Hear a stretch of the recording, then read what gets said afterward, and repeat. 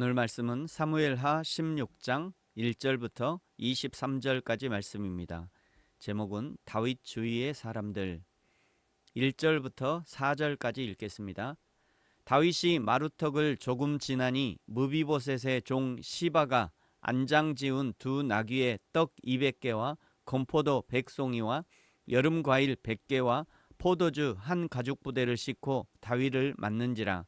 왕이 시바에게 이르되 내가 무슨 뜻으로 이것을 가져왔느냐 하니 시바가 이르되 나귀는 왕의 가족들이 타게 하고 떡과 과일은 청년들이 먹게 하고 포도주는 들에서 피곤한 자들에게 마시게 하려 함이니이다. 왕이 이르되 내 주인의 아들이 어디 있느냐 하니 시바가 왕께 아뢰되 예루살렘에 있는데 그가 말하기를 이스라엘 족속이 오늘 내 아버지의 나라를 내게 돌리리라 하나이다 하는지라. 왕이 시바에게 이르되 무비보셋에게 있는 것이 다 내 것이니라 하니라. 시바가 이르되 내가 절하나이다. 내 주 왕이여 내가 왕 앞에서 은혜를 입게 하옵소서 하니라. 아멘. 오늘 16장은 다윗의 도망 시절에 누가 다윗을 괴롭혔고 누가 다윗 편에 있었는지를 보여주는 장입니다. 먼저 1절부터 4절까지는 시바입니다.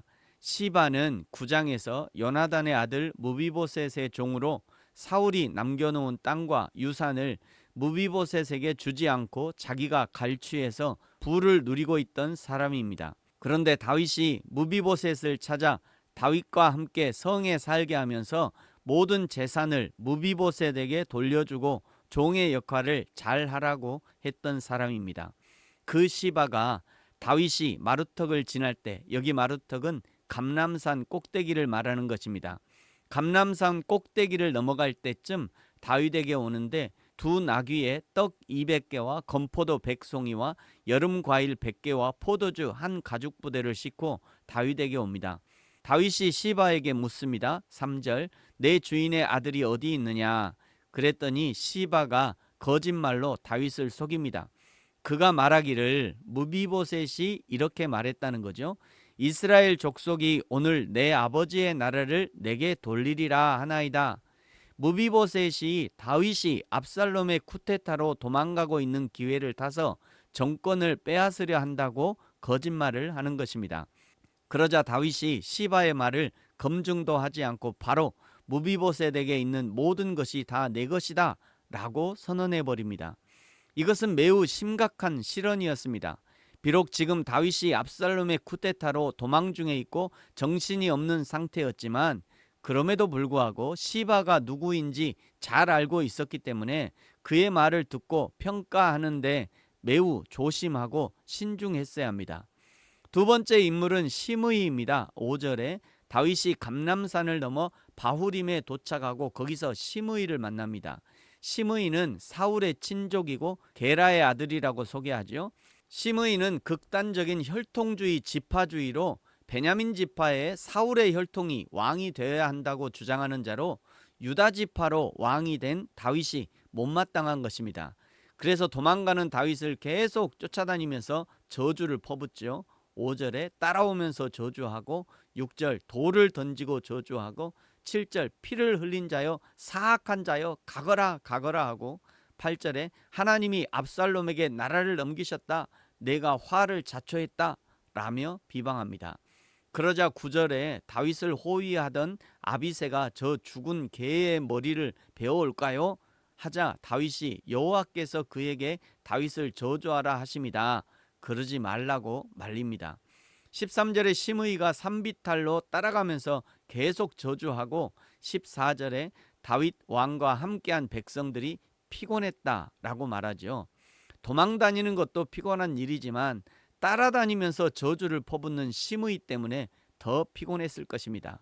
나중에 시므이는 압살롬의 쿠데타가 진압이 되고 다윗 왕이 다시 복귀하자 다윗에게 찾아와 용서를 구하고 다윗도 용서를 해주지만 그러나 솔로몬 왕 때 왕의 명령을 어겨서 참수를 당하게 됩니다. 이제 15절부터는 다윗에게 변함없이 충성하는 후세의 이야기를 기록합니다. 후세는 15장 34절에서 다윗에게 명령을 받고 압살롬 곁에 있어서 압살롬의 모사가 된 아히도벨의 모략을 패하게 하는 역할을 맡습니다. 16절에 후세가 압살롬의 신임을 얻으려고 왕이여 만세, 왕이여 만세를 외치고 19절에 내가 전에 왕의 아버지를 섬긴 것 같이 이제는 압살롬 왕을 섬기리다 합니다. 그렇게 후세는 자신의 정체를 숨기고 압살롬의 측근으로 들어가게 됩니다. 20절 압살롬이 모사인 아히도벨에게 이스라엘을 완전히 삼킬 계략을 가르쳐달라 요구하자 21절 아히도벨이 왕의 아버지가 남겨둔 후궁들과 동침을 하라고 합니다. 이것은 당시의 이방 왕들이 왕권이 바뀌면 관례처럼 했던 행동이라고 합니다.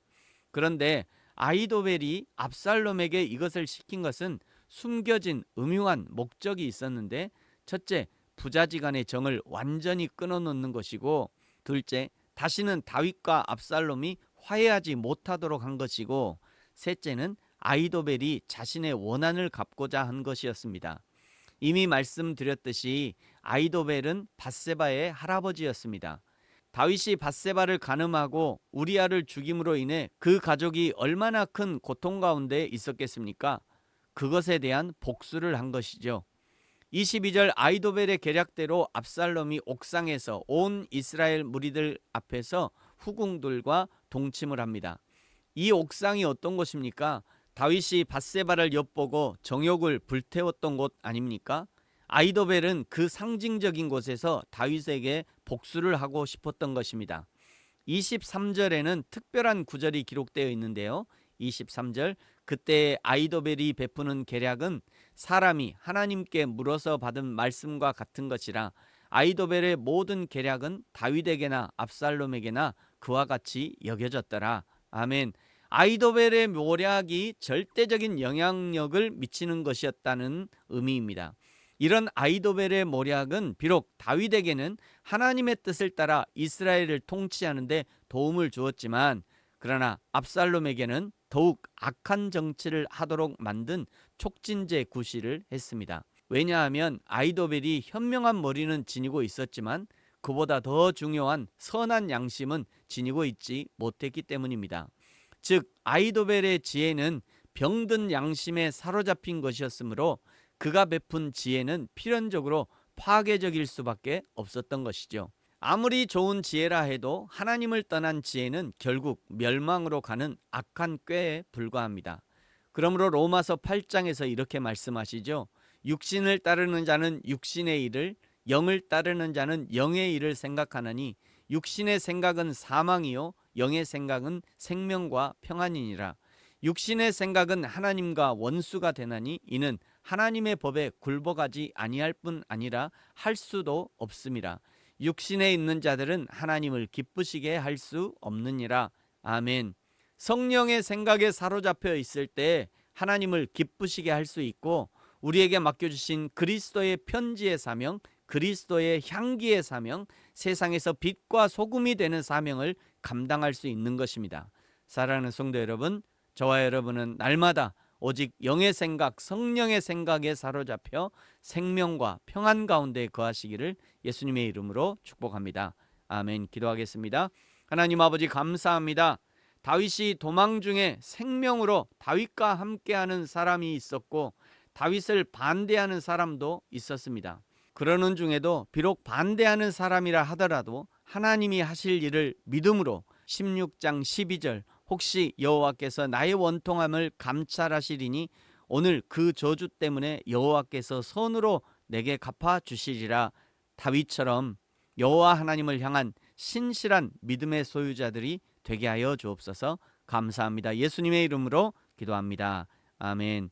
하늘에 계신 우리 아버지, 아버지의 이름을 거룩하게 하시며 아버지의 나라가 오게 하시며 아버지의 뜻이 하늘에서와 같이 땅에서도 이루어지게 하소서. 오늘 우리에게 일용할 양식을 주시고 우리가 우리에게 잘못한 사람을 용서하여 준 것 같이 우리 죄를 용서하여 주시고 우리를 시험에 빠지지 않게 하시고 악에서 구하소서. 나라와 권능과 영광이 영원히 아버지의 것입니다. 아멘.